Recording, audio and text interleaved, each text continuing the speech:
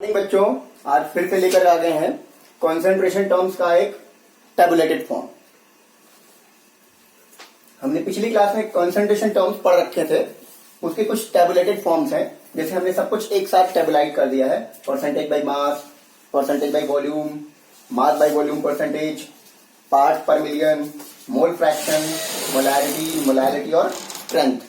Strength present in gram per litre of a solution. Strength present in gram per litre of a solution. तो आज हम लोग बात करेंगे सॉल्युबिलिटी की। सॉल्युबिलिटी का डेफिनेशन हम लोगों ने पिछली क्लास में पढ़ रखा है, तो आज हम सॉल्युबिलिटी की बात करेंगे। Solubility of a gas in a liquid, solubility of a solid in a liquid and solubility of a liquid in a liquid. तो सबसे पहले हम लोग बात करते हैं solubility of a solid in liquid. solubility of a solid in a liquid। चलिए, जैसे हम कहें कि कौन सा सॉलिड कौन से लिक्विड में डिसॉल्व है, तो एज वी नो कि लाइक डिसॉल्व एंड लाइक, यानी कि पोलर मॉलिक्यूल्स में डिसॉल्व होते हैं और नॉन पोलर मॉलिक्यूल्स में डिसॉल्व होते हैं। जैसे सबसे पहले हम लोग बात करते हैं solubility of a solid in liquid की। Solubility of a solid in liquid की। तो अगर हमने एक बीकर में वाटर लेकर के इसमें हमने शुगर के कुछ मॉलिक्यूल्स या सॉल्ट के कुछ मॉलिक्यूल्स डाल दिए। ये मेरे पास सॉल्ट के मॉलिक्यूल्स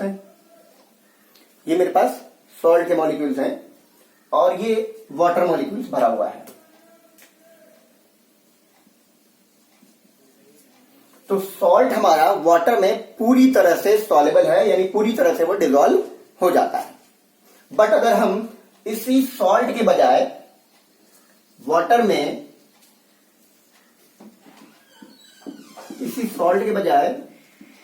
में चॉक डाल दें,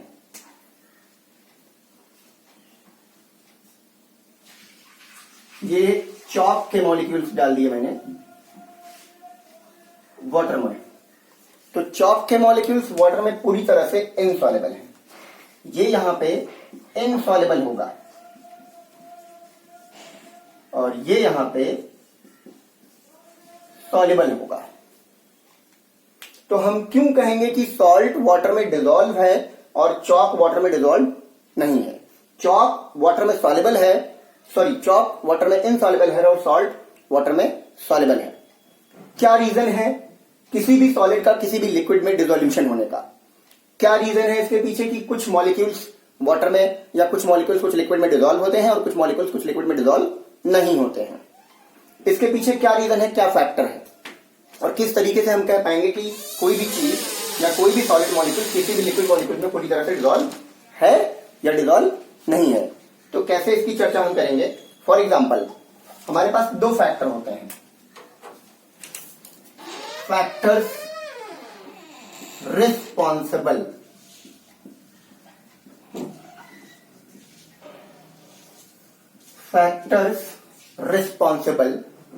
for the solution of solid in a liquid. There is only two factors. पहले वाले की अगर हम बात करें, दैट इज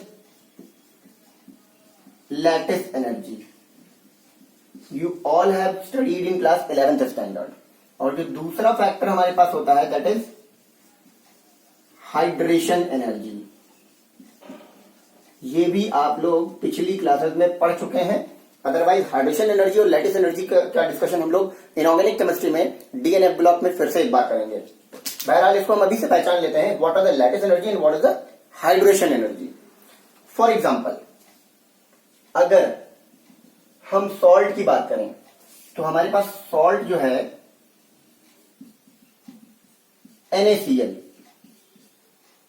NaCl एक सॉल्ट है जिसके दो पार्ट अगर हम कर दें तो ये मेरे पास Na प्लस और Cl माइनस आ जाता है, मतलब सोडियम आयन और क्लोराइड आयन। तो अगर हम सोडियम आयन और क्लोराइड आयन की बात करें तो जब सोडियम और क्लोराइड दोनों दूर दूर हैं, तो अगर हम सोडियम और क्लोराइड को पास पास लाना चाहें, दोनों को हम पास पास लाना चाहें तो क्या होगा? ये मेरे पास 1 मोल ऑफ सोडियम आयन और ये मेरे पास 1 mole of chloride ion. 1 mole of sodium ion and 1 mole of chloride ion. 1 mole of sodium ion का मोलार मास क्या होता है? 23। और 1 मोल ऑफ क्लोराइड आयन का मोलार मास क्या होता है? 35.5। These are the molar mass of sodium ion and chloride ion. That's why अगर हम इसको पास पास लाएं, ये बहुत दूर दूर है, अगर हम इनको पास पास लाएं तो 1 mole of sodium chloride molecule बनेगा जिसका मास हो जाएगा 58.5। अब इसका मास हो जाएगा 58.5 ग्राम। इनको भी ग्राम में लिख लेते हैं, इनको भी ग्राम में लिख लेते हैं और इनको भी ग्राम में लिख लेते हैं हम लोग। तो अगर ये हमारे पास सोडियम और क्लोराइड के आयंस हैं जो बहुत दूर दूर हैं, इनको हम पास लाते हैं और वाटर में डिसॉल्व करने की कोशिश करते हैं। लेकिन उससे भी पहले हम लोग जब इसको पास लाएंगे तो सोडियम और क्लोराइड के मॉलिक्यूल जब इतने दूर दूर हैं, उनको जब पास लाएंगे, जब लोग आपस में मिलेंगे, मिक्स होंगे, तो कुछ एनर्जी लिबरेट होगी। यानी 1 मोल ऑफ सोडियम आयन और 1 मोल ऑफ क्लोराइड आयन के लैटिस को जब पास पास लाएंगे तो पास पास लाने पर कुछ एनर्जी लिबरेट होती है। तो energy liberated in this process is known as lattice energy. इसी को हम लोग लैटिस एनर्जी का नाम देते हैं। यानी 1 mole of chloride ion and 1 mole of sodium ion को जो सेपरेटेड एट इंफिनिटी हैं, उनको पास ला करके एक सोडियम क्लोराइड का मॉलिक्यूल बनाते हैं तो कुछ एनर्जी लिबरेट होती है। अब law of conservation of energy ये कहता है कि प्रोसेस के पहले और प्रोसेस के बाद एनर्जी सेम होता है, एनर्जी चेंज नहीं होता है, क्योंकि energy can neither be created not destroyed. सिर्फ एक फॉर्म की एनर्जी को दूसरे फॉर्म की एनर्जी में हम कन्वर्ट कर सकते हैं। तो 23 gram of energy and 35.5 gram of energy जो मास होते हैं, ये मास उतना ही मास रहेगा प्रोसेस के पहले भी और प्रोसेस के बाद भी, यानी ये चेंज नहीं होगा। तो जब हम इतने दूर दूर सेपरेटेड बाई इंफिनिटी से जब हम पास लाएंगे और जब कंबाइन कराएंगे, एक साथ मिलाएंगे, तो कुछ जो एनर्जी लिबरेट होगी, जो एनर्जी रिलीज होगी, उस एनर्जी को हम लोग बोलते हैं लैटिस एनर्जी। और जब हम इस मॉलिक्यूल को वाटर में डालते हैं तो जितनी इसकी लैटिस एनर्जी है जो लिबरेटेड है, वापस से इसको वाटर में डिसॉल्व करने के लिए उतनी एनर्जी हमें बाहर से अप्लाई या सप्लाई करनी होगी। जब हम बाहर से उतनी एनर्जी इसको सप्लाई करेंगे जितनी की उसकी लैटिस एनर्जी है, तब जाके वो मॉलिक्यूल वाटर में डिसॉल्व होगा, अदरवाइज वो मॉलिक्यूल वाटर में डिसॉल्व नहीं होगा। तो जब भी हम इसको डिसॉल्व करना चाहते हैं तो हम जितना लैटिस एनर्जी के फॉर्म में इसकी एनर्जी लिबरेट होती है, उतनी ही लैटिस एनर्जी के फॉर्म में जो एनर्जी रिलीज होती है, उतनी ही एनर्जी हमें वापस से इसको सप्लाई करनी पड़ेगी, तब जाके ये मॉलिक्यूल वाटर में डिसॉल्व होना चाहिए और होगा। दूसरी बात करते हैं अगर हम हाइड्रेशन एनर्जी की। जैसे ही हम वाटर के मॉलिक्यूल्स में सोडियम आयन को डालते हैं या सोडियम को डालते हैं, सोडियम क्लोराइड को डालते हैं, जैसे मान लिया अगर हम वाटर मॉलिक्यूल्स में वाटर में सोडियम आयन को डालते हैं, तो सोडियम आयन क्या होगा? सोडियम आयन गीला हो जाएगा, यानी सोडियम आयन के चारों तरफ वाटर मॉलिक्यूल्स आ जाएंगे। H2O molecule, H2O molecule, H2O molecule, H2O molecule, H2O molecule, हर तरफ से सोडियम आयन वाटर मॉलिक्यूल से सराउंड हो जाएगा, गीला हो जाएगा।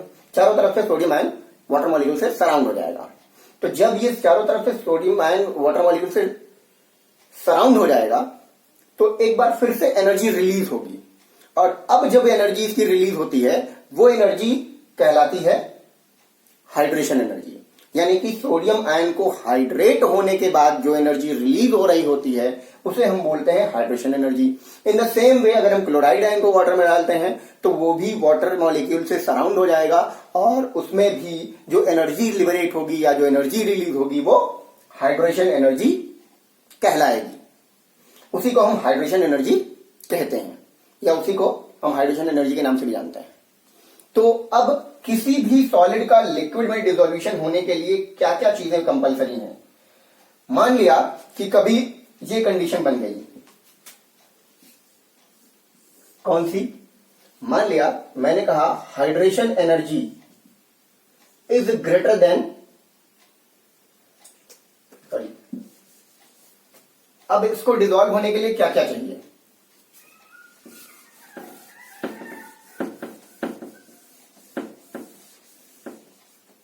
मान लिया hydration energy is greater than lattice energy, पहली कंडीशन। इसकी 3 कंडीशंस होती हैं। किसी भी सॉलिड को लिक्विड में डिसॉल्व होने के लिए 3 कंडीशंस होती हैं। मान लिया कि hydration energy is greater than lattice energy. अगर ये हाइड्रेशन एनर्जी लैटिस एनर्जी से बड़ी है तो क्या होगा? Solid is soluble in liquid.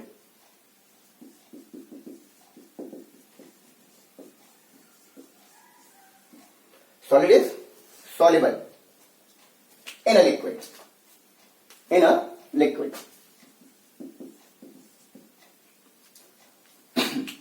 दूसरी कंडीशन क्या है? अगर मान लिया हाइड्रेशन एनर्जी ज्यादा है लैटिस एनर्जी से, तो लैटिस एनर्जी के बराबर एनर्जी तो हम उसे सप्लाई कर ही रहे हैं। अब जो हाइड्रेशन एनर्जी है तो जितनी एनर्जी लिबरेट हुई है वही एनर्जी लैटिस एनर्जी को सप्लाई करने में लग गई, यानी कि हमें बाहर से कोई एनर्जी सप्लाई करनी नहीं पड़ रही है। तो अगर हाइड्रेशन एनर्जी से लिबरेटेड एनर्जी लैटिस एनर्जी को देने में सप्लाई हो गई तो इसका मतलब वो सॉलिड वाटर में या फिर किसी लिक्विड में सॉल्युबल है। अब अगर दूसरी कंडीशन हम फॉलो करें, दूसरी कंडीशन हमारी क्या है?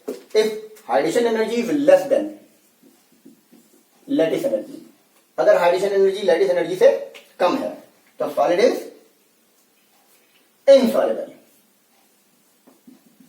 Solid is insoluble, solid insoluble है।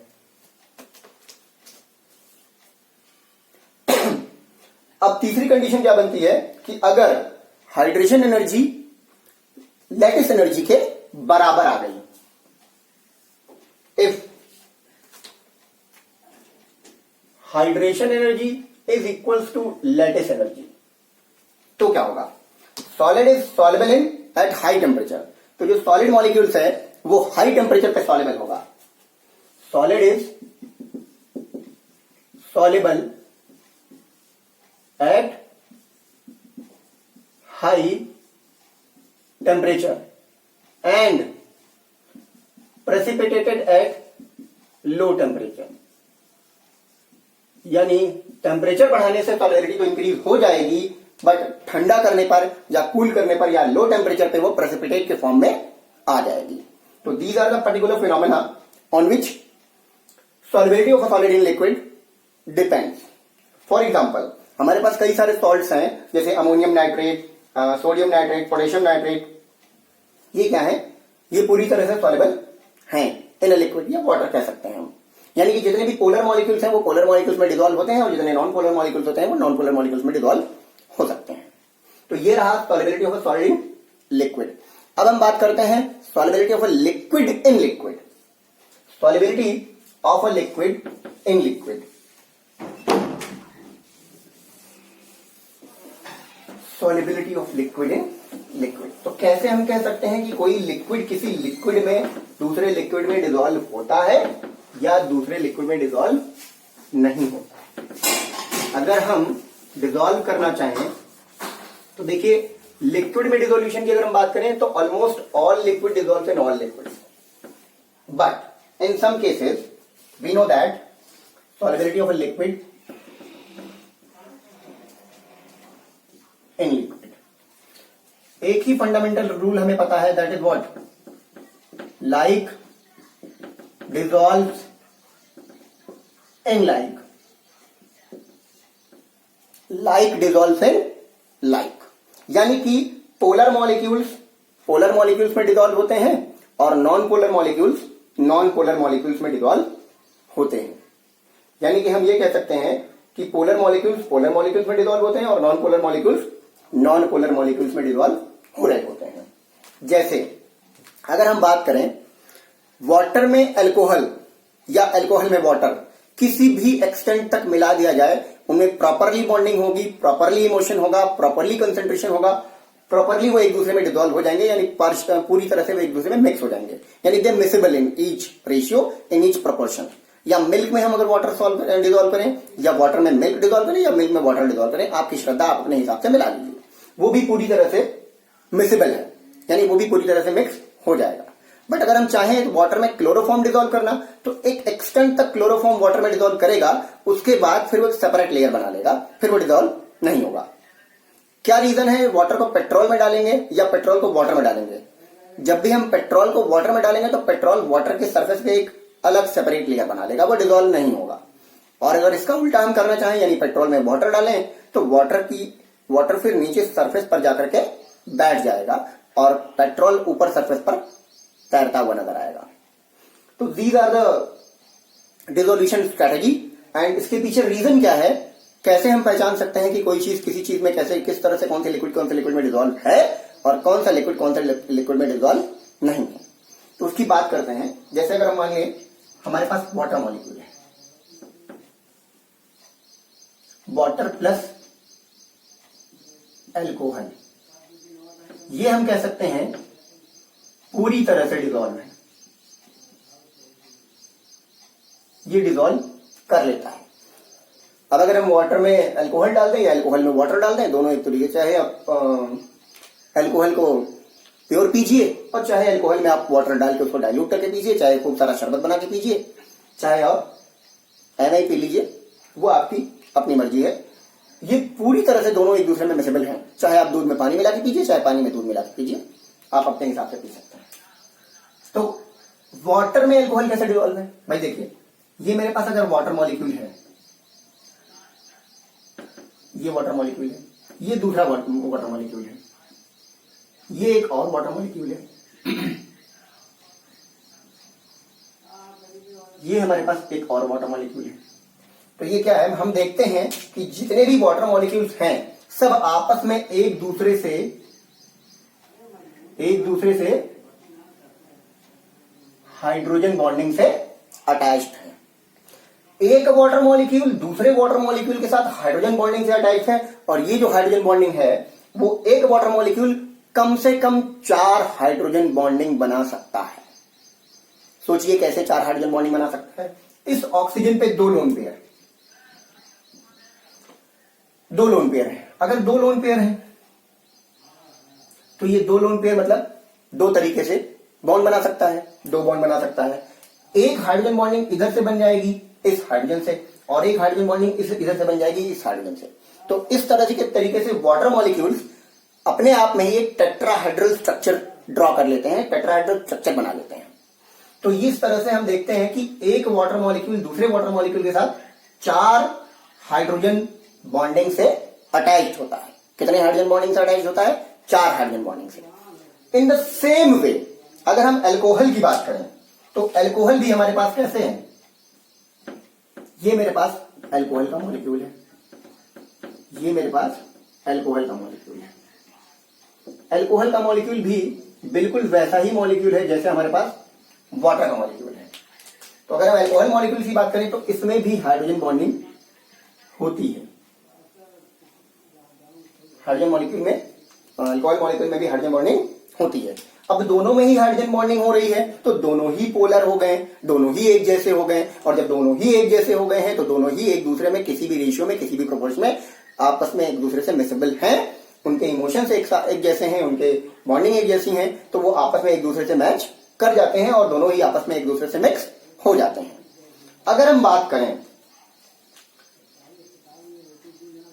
हेक्सेन की या ऑक्टेन की या हेप्टेन की, हेक्सेन फॉर एग्जांपल C6H14, या फिर हम बात करें C7H 16 हेप्टेन की। ये दोनों ही,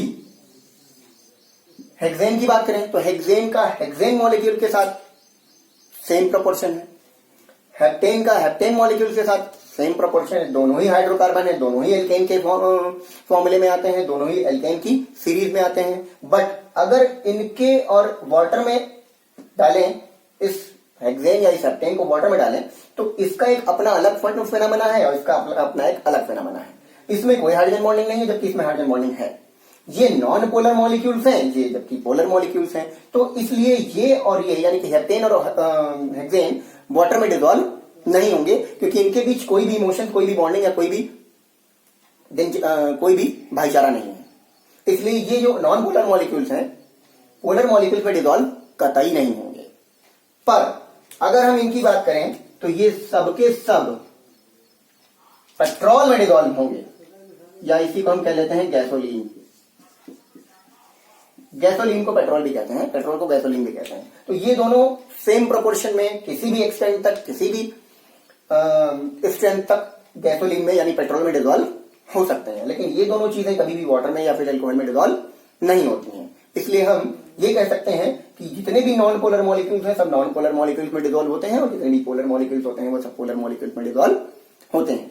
यानी अगर हम इनकी बात करें तो ये नॉन पोलर है, ये कभी भी पोलर मॉलिक्यूल्स या वाटर में डिसॉल्व नहीं होंगे, या अल्कोहल में भी डिसॉल्व नहीं होंगे, क्योंकि अल्कोहल भी थोड़ा सा पोलर मॉलिक्यूल होता है या पोलर मॉलिक्यूल होता है। तो इसलिए ये अपने आप में डिसॉल्व होंगे, ये दोनों पेट्रोल में या गैसोलीन में डिसॉल्व होंगे, लेकिन ये दोनों आपस में इसमें डिसॉल्व नहीं होते हैं।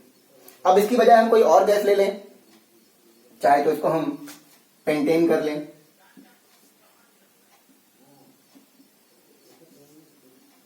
पेंटेन, हेप्टेन, ये भी वाटर में, गैसोलीन में या पेट्रोल में डिसॉल्व होंगे, लेकिन ये सब वापस से फिर से वाटर में डिसॉल्व नहीं होना चाहिए, नहीं होंगे। ठीक है, तो इस तरह से हमने सीख ली solubility of a liquid in liquid. देख लिया कि लिक्विड में लिक्विड एक तरीके से डिसॉल्व हो जाते हैं। अब हम बात करते हैं क्लोरोफॉर्म की। क्लोरोफॉर्म, क्लोरोफॉर्म, क्लोरोफॉर्म क्या है भाई हमारे पास? ये मेरे पास क्लोरोफॉर्म है, CHCl3।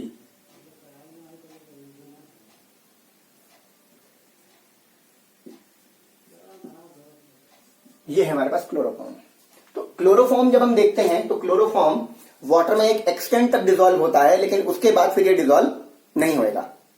वाटर में एक एक्सटेंट तक क्लोरोफॉर्म डिसॉल्व होता है, उसके बाद फिर वाटर में क्लोरोफॉर्म डिसॉल्व नहीं होता है। मतलब कुछ बूंदे वाटर में डाल दें तो वो डिसॉल्व हो जाती हैं, लेकिन उसके बाद फिर ये डिसॉल्व नहीं होगा। क्यों? क्योंकि वाटर का डाइपोल मोमेंट, वाटर का पोलराइजेशन या वाटर का जो पोलर फैक्टर है, पोलर कैरेक्टरिस्टिक फीचर है, वो क्लोरोफॉर्म से कई गुना ज्यादा है। क्लोरोफॉर्म लेस पोलर है, वाटर मॉलिक्यूल मोर पोलर है। तो वाटर मॉलिक्यूल ज्यादा पोलर है और क्लोरोफॉर्म लेस पोलर है, तो एक एक्सटेंट तक क्लोरोफॉर्म वाटर में डिसॉल्व होगा, बट उसके बाद वो वाटर में एक सेपरेट लेयर बना करके अलग हो जाएगा, वो वाटर में डिसॉल्व नहीं होगा। इन द सेम वे अगर हम एसीटोन की बात करते हैं, एसीटोन, एसीटोन का फॉर्मूला क्या है भाई? CH3CO CH3 CH3CO CH3। Same way acetone भी लेस पोलर है, वो भी वाटर में लेस सॉल्युबल है, यानी एक एक्सटेंट तक डिसॉल्व होगा, उसके बाद फिर एसीटोन वाटर में डिसॉल्व नहीं होएगा। इसकी भी पोलर फैक्टर या इसका भी डाइपोल मोमेंट वाटर से बहुत कम है।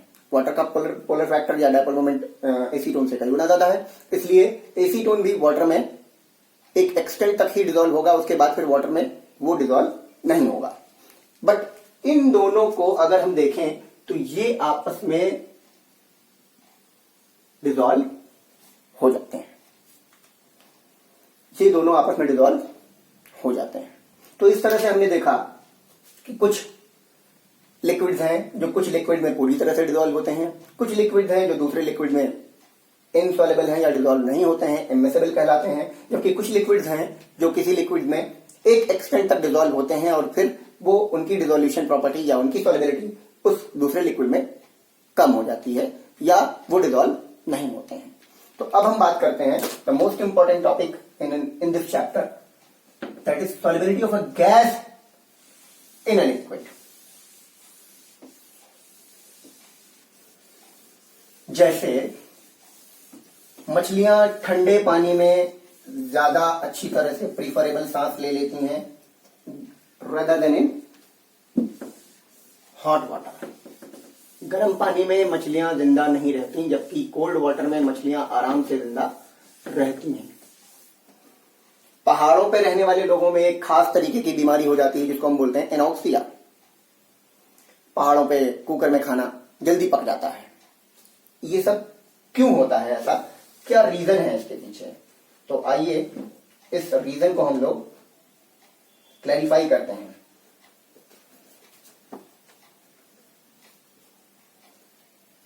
इस रीजन को हम लोग देखते हैं। नाउ अब बात करेंगे हम लोग solubility of a gas in a liquid.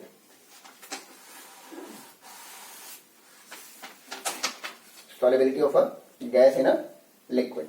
चलिए,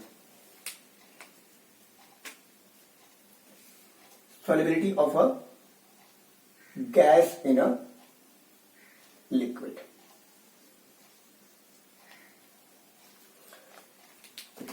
तो जब हम solubility of a gas in a liquid की बात करते हैं तो हम सबसे पहले एक लॉ पढ़ते हैं जिसको हम बोलते हैं हेनरीज लॉ।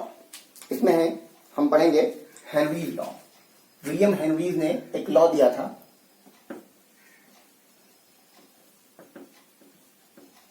ये हम पढ़ेंगे हेनरीज लॉ। हेनरीज लॉ क्या होता है? हेनरीज लॉ क्या होता है ये विलियम हेनरी ने दिया था और क्यों इसकी जरूरत पड़ गई, हम क्यों इसको पढ़ते हैं, क्या रीजन है इसके पास।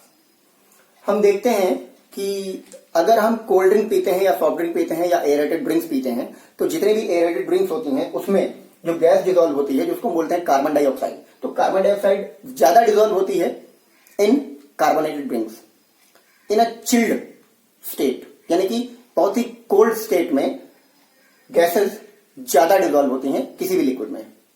सारी की सारी गैसेस सारी के सारे लिक्विड में डिजोल्व नहीं होती हैं। कुछ गैसेस होती हैं जो एक एक्सटेंट तक वाटर में या फिर लिक्विड में डिजोल्व होती हैं और कुछ गैसेस होती हैं जो डिजोल्व नहीं होती हैं। ऐसी गैसेस जो इजीली लिक्विफाइबल हैं वो वाटर में किसी भी लिक्विड में डिजोल्व हो जाती हैं, बट ऐसी गैसेस जो इजीली लिक्विफाइबल नहीं है उनका डिसोल्यूशन थोड़ा कम हो जाता है। फॉर एग्जांपल अगर हम कहें ऑक्सीजन की सॉल्युबिलिटी वाटर में ज्यादा है जबकि नाइट्रोजन की और हीलियम की सॉल्युबिलिटी कम है।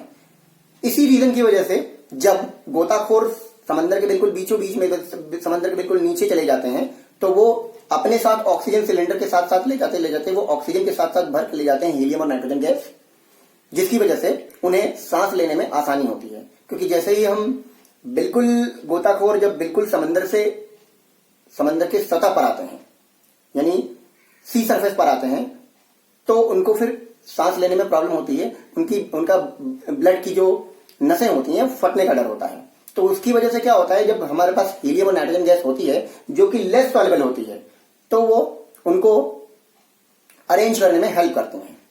तो इस वजह से हेनरीज लॉ जब हम पढ़ेंगे आगे तो हम इसके एप्लीकेशन के बारे में भी पढ़ेंगे। तो हेनरी का लॉ क्या कहता है, कुछ गैसेस ऐसी हैं जो किसी भी लिक्विड में डिजोल्व हैं जैसे कि ऑक्सीजन, और कुछ गैसेस ऐसी हैं ऑक्सीजन कार्बन डाइऑक्साइड दोनों ही गैसेस वाटर में डिजोल्व हो जाती हैं या सॉल्युबल हो जाती हैं। लेकिन कुछ गैसेस जैसे कि नाइट्रोजन और हीलियम है वो वाटर में डिजोल्व कम होती हैं या लेस सॉल्युबल होती हैं। तो इस वजह से कुछ गैसेस ऐसी होती हैं जो डिजोल्व हो जाती हैं और कुछ गैसेस ऐसी होती हैं जो डिजोल्व नहीं होती हैं। तो इस तरह से हम दोनों ही गैसेस के बारे में पढ़ेंगे। तो क्या रीजन है इसका और क्या फैक्टर्स हैं और किन किन चीजों पे ये डिपेंड करता है। तो हेनरी ने बताया on the basis of experimental data या एक्सपेरिमेंटल स्टडीज, विलियम हेनरी इन 1803 विलियम हेनरी इन 1803 इन्होंने एक लॉ दिया, उसी को हम बोलते हैं हेनरीज लॉ। इन्होंने एक लॉ दिया उसी को हम बोलते हैं हेनरीज लॉ। ठीक है, हेनरी लॉ के हिसाब से क्या है कि इन्होंने एक क्वांटिटेटिव रिलेशनशिप दिया किसी भी गैस का लिक्विड में डिसोल्यूशन कैसे होता है और क्यों होता है, और डिपेंड कराया उसके प्रेशर पे। जैसे अगर हम ये मान लें the amount of the dissolved gas in a liquid is what directly proportional to the pressure of the gas. amount of what? The amount of gas dissolved in a liquid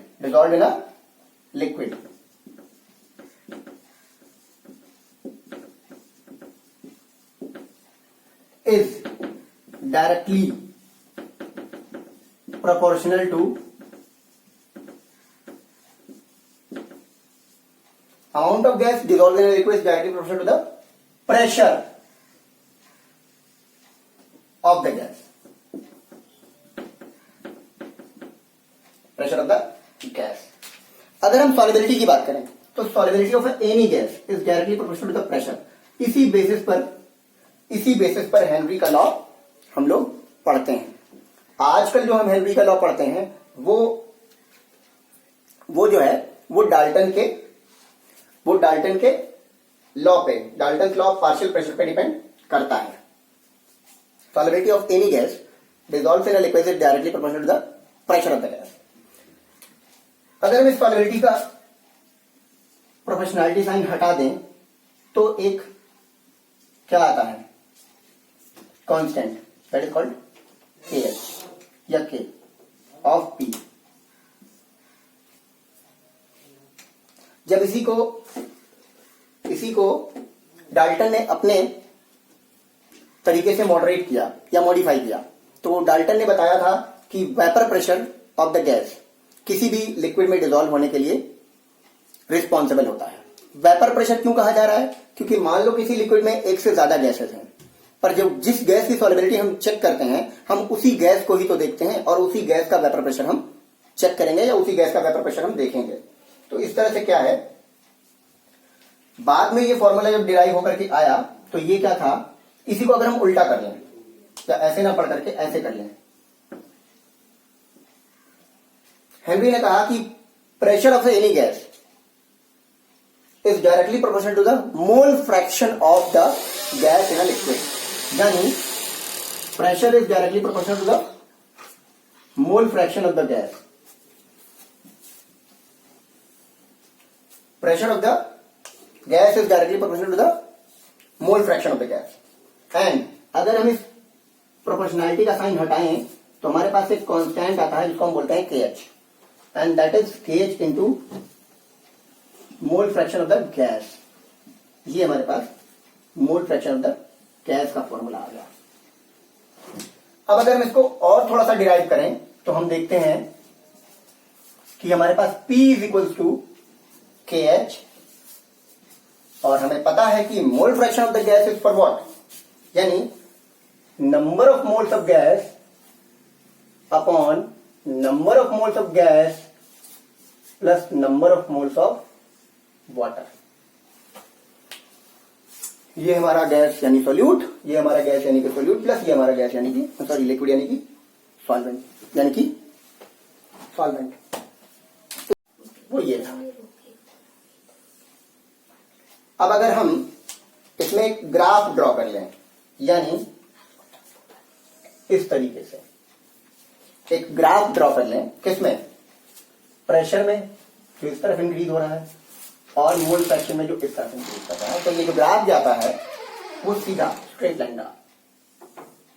यानी Henry के according जितना हम pressure बढ़ाएंगे उतना ही mole fraction बढ़ेगा, यानी उतनी ही solubility ज्यादा होएगी. जितना ज्यादा हम प्रेशर बढ़ाएंगे उतना ज्यादा हमारे पास सॉल्युबिलिटी भी होएगी. More is the pressure, more is the solubility. जितना ज्यादा प्रेशर उतना ज्यादा सॉल्युबिलिटी. तो हम क्या देखते हैं,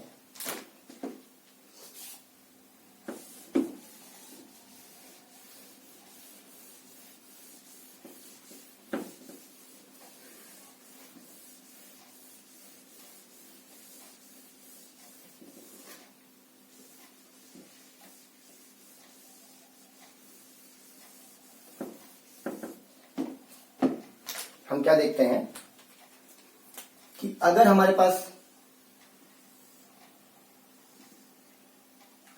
लिक्विड है, इसको हम डिसॉल्व कर रहे हैं और इस गैस लिक्विड में कोई गैस डिसॉल्व हो रही है। तो अगर हम, ये गैसेस के मॉलिक्यूल्स हैं, और अगर हम इसके ऊपर कोई वेट रख दें W1, यानी वेट रख दें और प्रेशर बढ़ाना चाहें, तो थोड़ी देर बाद हम चेक करेंगे, देखेंगे कि इसमें जो हमारे पास गैसेस के मॉलिक्यूल्स थे वो अब लिक्विड में पूरी तरह से डिसॉल्व हो चुके हैं। यही रीजन होता है कि कार्बोनेटेड ड्रिंक में कार्बन डाइऑक्साइड गैस को हाई प्रेशर पे डिसॉल्व किया जाता है और लो टेम्परेचर पे डिसॉल्व किया जाता है। यानी कि अब ये जो था W1 W2 के बराबर हो गया, यानी कि ये ज्यादा हो गया।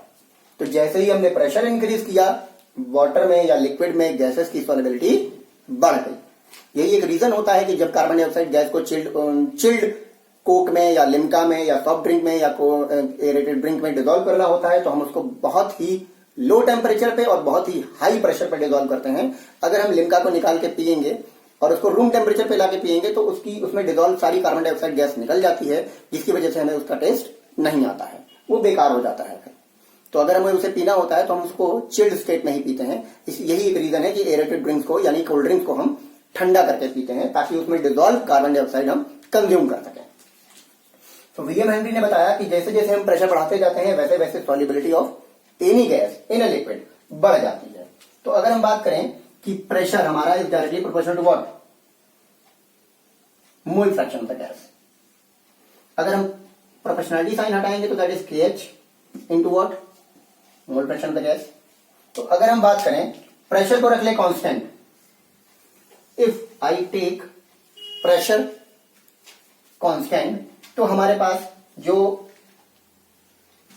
KH होगा इज इक्वल्स टू 1 बाई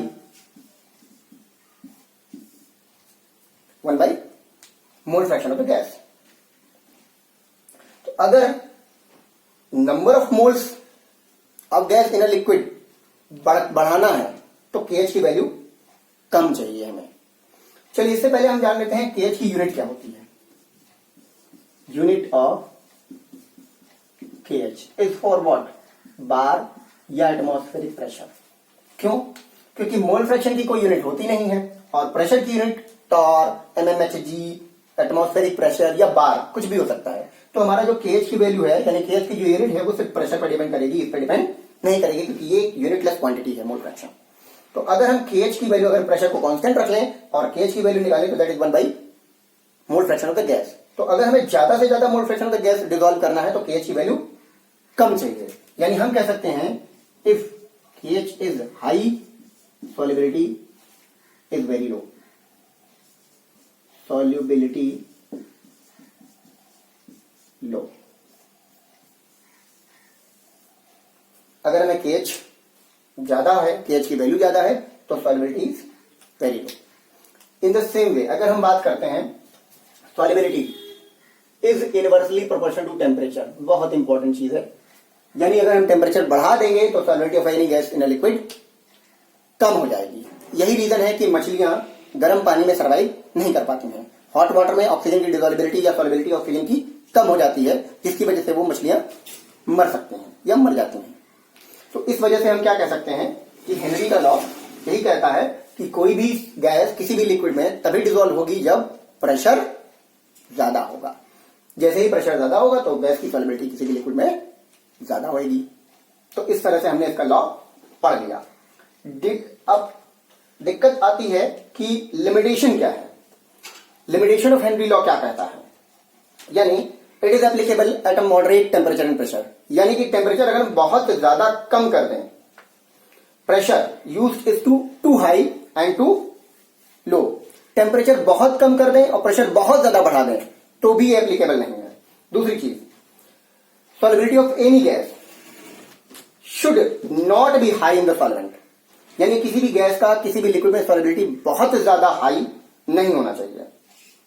और गैस सॉल्वेंट से रिएक्ट नहीं कर रही होनी चाहिए, यानी गैसेस रिएक्टिव नहीं होनी चाहिए, तभी वो वाटर में या किसी लिक्विड में डिसॉल्व कर पाएंगे। अच्छा, अब इसकी एप्लीकेशंस क्या है? एप्लीकेशंस ये है कि जब हमें कार्बन डाइऑक्साइड गैस को डिसॉल्व करना होता है तो हम उसे चिल्ड फॉर्म में डिसॉल्व करते हैं, यानी हाई प्रेशर पर और लो टेम्परेचर पर डिसॉल्व कर लेते हैं।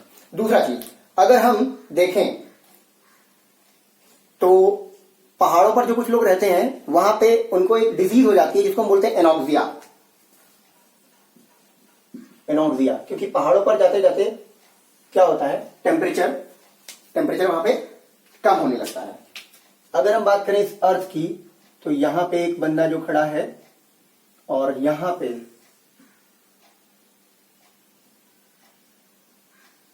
ये पहाड़ है, यहां पे जो बंदा खड़ा है और यहां पे जो बंदा खड़ा है, ये पहाड़ है, यहां पे जो बंदा खड़ा है और यहां पे जो बंदा खड़ा है, यहां पे एटमॉस्फेरिक प्रेशर कम और यहां पे एटमॉस्फेरिक प्रेशर ज्यादा है। तो जहां पे प्रेशर कम होगा, यानी पहाड़ों पर जब लोग रहेंगे तो वहां पे प्रेशर कम होगा, यहां पे ज्यादा होगा। तो अगर प्रेशर कम होगा तो क्या होगा, उनकी जो ब्लड जो सांस लेने वाली प्रॉब्लम होगी, उन्हें ब्रीदिंग में प्रॉब्लम्स होंगी, ताकि जिससे उनमें ब्लड में ऑक्सीजन डिसॉल्व नहीं हो पाएंगी, यानी उनको ब्रीदिंग की प्रॉब्लम्स हो जाएंगी, यानी उनके लंग्स में प्रॉपरली ऑक्सीजन नहीं पहुंच पाएगी, जिसकी वजह से उनके ब्लड में भी ऑक्सीजन की कमी हो जाएगी, जिसकी वजह से उन्हें एक डिजीज हो जाता है जिसको हम बोलते हैं एनॉक्सिया। यही एक रीजन है जिसमें हम कह सकते हैं कि एप्लीकेशंस ऑफ हेनरीज लॉ इन्हीं को फॉलो करता है।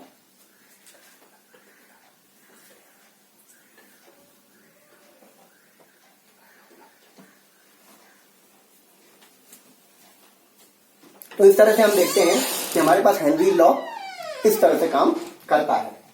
अब हम बात करते हैं आगे वेपर प्रेशर की।